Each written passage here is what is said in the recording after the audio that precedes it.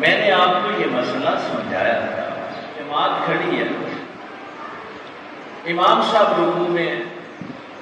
اب حکم یہ ہے من وجد الرکوع وجد رکعہ،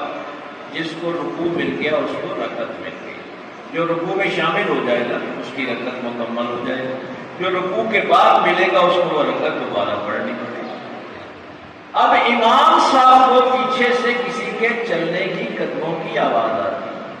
امام صاحب رکوع میں سبحان ربی العظیم و بحمدہ کی تصویر 3 کی مرتبہ 5 مرتبہ پڑھ دیتے ہیں، 7 مرتبہ پڑھ دیتے ہیں کہ یہ پچھلا بندہ بھی آ کے مل جائے اور اس کو رکعت مل جائے۔ کتنی خوبصورت آپ کو بات لگ رہی ہے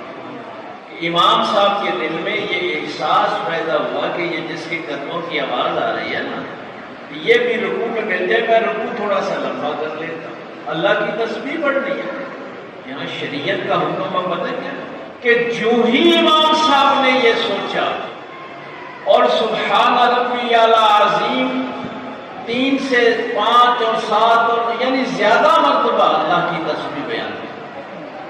اب یہ نماز فاسد ہو گئی، اللہ کی بارگاہ میں قبول نہیں ہوگی۔